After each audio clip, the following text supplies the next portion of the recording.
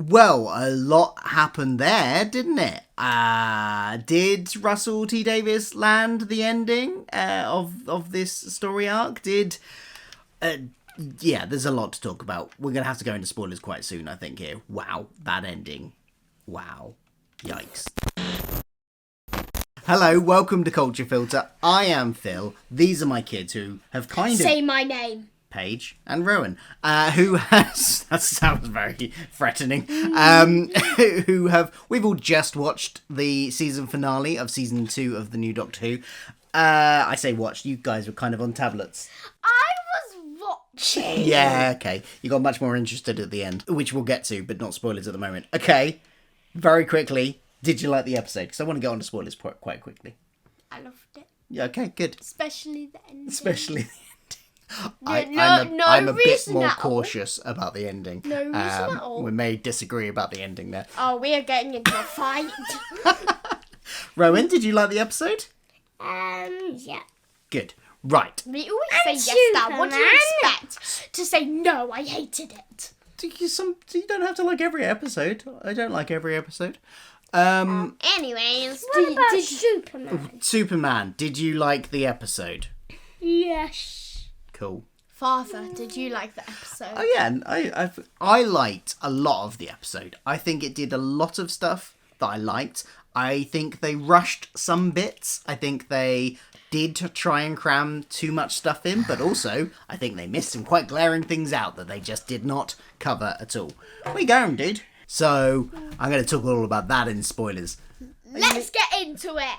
Let's get into it. So they really did try and cram in a lot here. They had the Time Hotel coming back into it again with Anita, which I think that worked quite well. All the Time Hotel stuff, how they brought that back in. I kind of... And Joy. And Joy at the end, yeah. Joy at the end, being a star, was referenced as well. I can see now why Moffat in an interview said he needed to see Russell's script for this episode when he was writing the Christmas special with the Time Hotel stuff, and quite clearly this is why. But I think that will work quite well. It was nice seeing Anita again, and seeing, like, she was clearly in that Christmas episode, she clearly kind of had a crush on the Doctor, and they kind of covered that in a nice way of her going into the Doctor's past through the Time Hotel, and seeing that he quite clearly had a thing for Rogue and therefore probably wasn't interested in her. That was kind of covered off quite nicely. So they crammed in the Time Hotel. They had cameos of the 11th and 3rd Doctors in that bit. They crammed in a lot with the two Ranis as well. You got Conrad, and then they brought out Omega as well. The regeneration at the end. You want to get to that, don't you? Come on, speed up. Speed up. Let's get to that. Okay, we will get to it, and with our maybe slightly dissenting opinions in this room. I liked the Groundhog Day aspect where it kind of reset and stuff. They didn't really go into it more than the one reset, but it kind of made sense, and it wasn't too rushed at the beginning. Although I suppose it was kind of a cop-out of the cliffhanger from last week in terms of getting out of it quite quickly, but then kind of always does that. So that's not too bad. Oh, you're right, dude. Anything you want to say? What are you talking about? He wasn't even listening. They used the time windows from the Time Hotel, yes? Oh, tut. What do you mean? What do you mean, like saying? Or is there anything you want to... What was your favourite bit of the episode? The hole in the wall change colours. Which hole in the wall? Which hole in the wall? There's lots. The one with the beast inside. Oh, yeah, with Omega inside. When the big skull creature came out as Omega. Yeah, or Amiga. I can't remember how they pronounce it on that. No, Omega, as in the letter of the Greek alphabet, is an old Time Lord. So, the Omega of it all. Let's do that then. What did you think of Omega?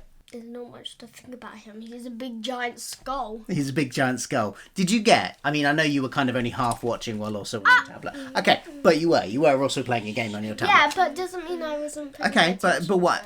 So how much of, like, the backstory of Omega did you get from... Because they were doing a lot of exposition. Did Did it interest you? I understood that he was the first Time Lord, Yeah.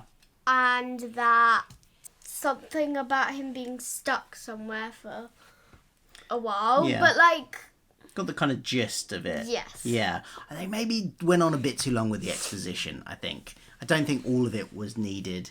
But I didn't hate it. This is we got a lot of Time Lord lore, which we were promised, including rolling in some potentially controversial things here. Russell had promised us a lorry load of lore, including some Gallifreyan lore, and we kind of got a bit here. He seemed to have gone for the controversial things because he said that we got that the Time Lords are sterile. I was kind of half expecting him to bring in looms. He didn't, but they apparently are sterile. Although there was this whole thing with the genetic explosion, which I'm guessing is what the Master did, and he kind of linked that into them being sterile. So were they not sterile before that? Did it not wipe them out? I'm very confused about the whole thing, about what the Master did and what Russell T Davies is now saying he did. But yeah, you got that. You got kind of Poppy being half human, half Time Lord. Might reference, it's kind of a little bit of a tease referencey thing to the Eighth Doctor bit saying he's half human. So you got all of that stuff in there as well. What was your favourite bit of the episode? Yeah, wait a minute. I know what your favourite bit of the episode is going to be. It's going to be the end, isn't it? I have 3. Yeah, 3. Okay, do the ones that aren't the end, and we'll come to the end in a bit. Okay. Okay. So when Omega Yeah. came out of the wall. Yeah, the door, Yeah, the that, wall, the whatever you portal, call whatever it. it was. The whole thing with Poppy. Yeah. And the third favourite was the regeneration, but I can think of another one. I just kind of forgot it. Okay, well, we'll come back to it. Let's talk about some of those. So, Okay. Omega. Visually, We've already talked about it. but we hadn't finished talking about him because I've got some more things I want to say. Okay, the villains of this whole thing, I think they disposed of the Rani far too quickly in this episode, and we didn't really get anything from the Ranis. We got one that got eaten by Omega fairly early on, I would say. Not like at least halfway through the episode, she was gone and eaten.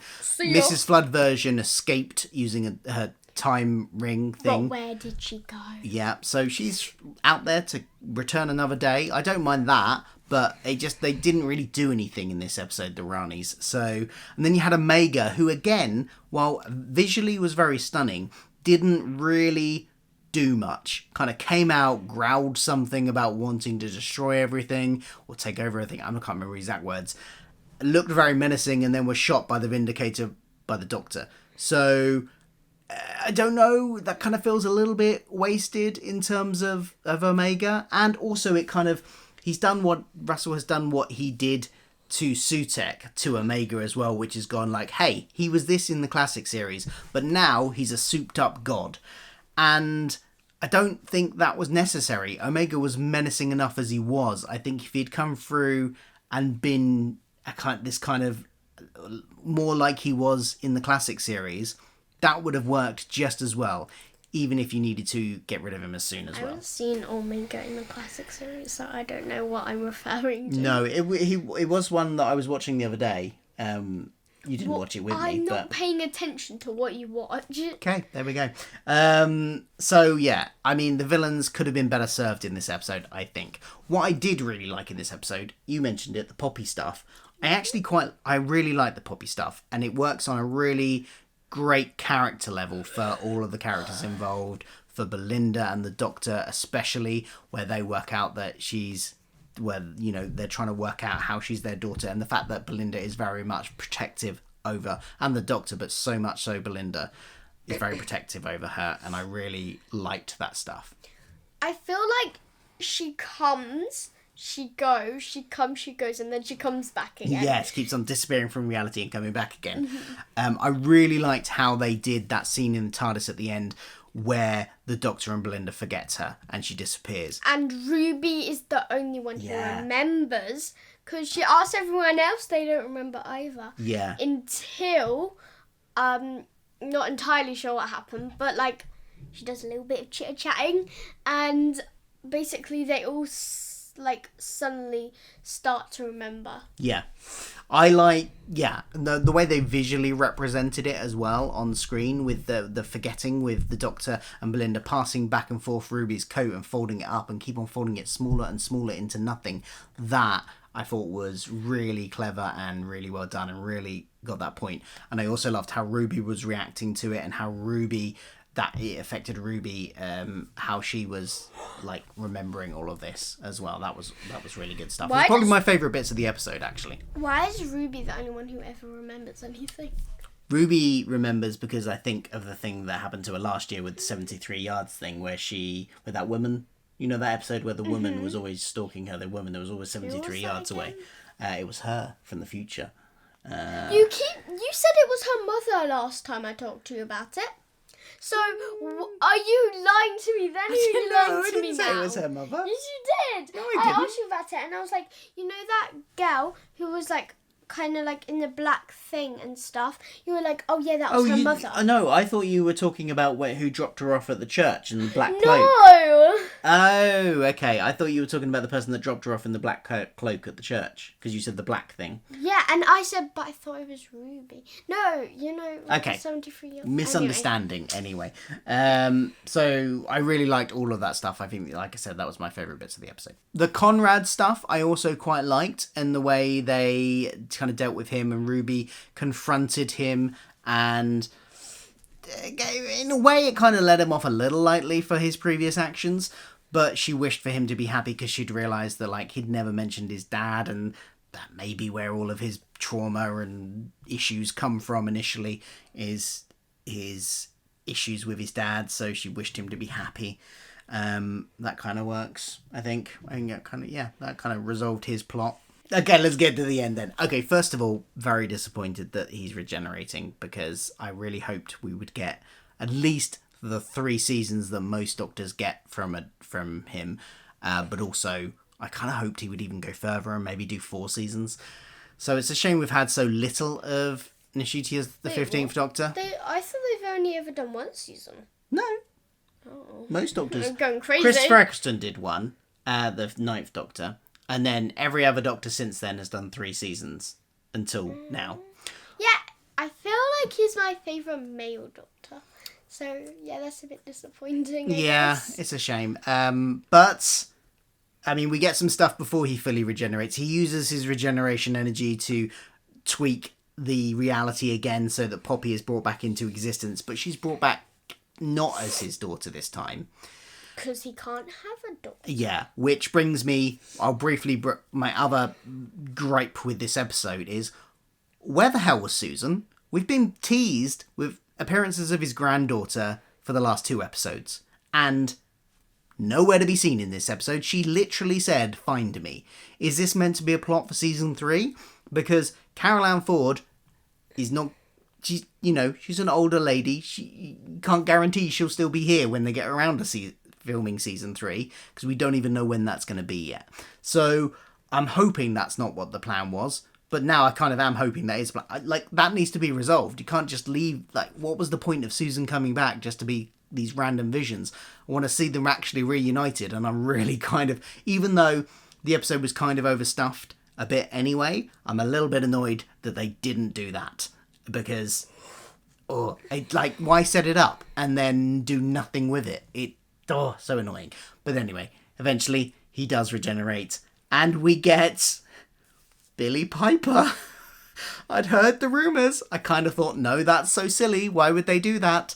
But it's true.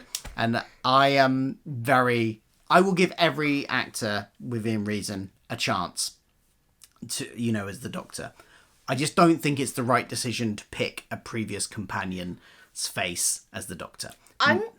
Sorry. Give your views. I'm just happy that there's another female, because there's only ever been 1 female, I think. Well, yes, kind of. There's been one as the main Doctor at the time, but we found the fugitive Doctor. She met the fugitive Doctor, who is also a woman, but it hasn't been one of the mainline Doctors yet. Mm-hmm. Yeah. So I was kind of glad about that, and that's like the only thing I'm referring to. I don't know why you have a problem with it being a companion's face. It also, there's this little... there's an element of it that is that Russell T Davies, the person that runs the show at the moment, he's in charge, and he's relied so heavily on nostalgia in this era. Brought back David Tennant. And you know, some of it I don't mind. Brought back the Rani, brought back Omega, brought back Sutek. Some of this I don't mind. I don't mind a bit of nostalgia in there, but the reliance, he brought back Donna. You know, all of these things that in a season that was this era was meant to be the accessible jumping on point for new viewers. It feels like it's done far too much referencing back to the past in a very hard, inaccessible way for new viewers. And this just feels like it might be another part of that thing. And I just don't know. I don't know if it's going to work. I don't know how much they're going to... It might be fine. They might barely reference the fact that he looks like a companion. It might be like a single line and then just go off and it's just Billie Piper doing her version of the Doctor, and it might be fine. I just think... Why? Why do we need to rely so much on harkening back to the past? There we go. Something we haven't mentioned yet is it the 13th Doctor? Oh yeah, the 13th Doctor. She came back, but I feel like that was a clue that there was going to be another female Maybe. Doctor. Because she came back, and then there was something to do with time. And then she leaves, and I feel like that was a sign that there was going to be another female Doctor. Yeah, it could have been. Yeah, it could have been a little tease clue. Yeah, I can't believe I almost completely forgot to mention the 13th Doctor I'm glad cameo. I reminded you. Thank you. What was going on there? Like, I mean, that was really good. I actually really loved seeing her again. It was great that she got another moment to be the Doctor. She's been yanked out of her time stream. The little references to what they know based on where they are in their time stream. She hadn't heard, like, confused by the term bi-generation because it hasn't happened to her yet. It was. I liked seeing her. That was a nice moment. And I'm just glad it wasn't David Tennant again. Although still, where is the 14th Doctor? He was last seen on Earth. Where is he? Another loose end for another day, I guess. But I'm kind of glad it wasn't just David Tennant again. It was Jodie Whittaker, which is nice. So overall, bit of a mixed bag. I enjoyed this one a lot more than I enjoyed last season's season finale. I just think they kind of wasted the villains, all of them, kind of a bit, and they crammed too much in, I think. And I'm really unsure about Billie Piper as the Doctor. I'm keeping an open mind. I may come around, but I am very apprehensive about it. But there we go. We'll see what happens whenever season 3 happens. One thing that it does make me think that they are definitely, like, there is no chance they're not doing a season 3.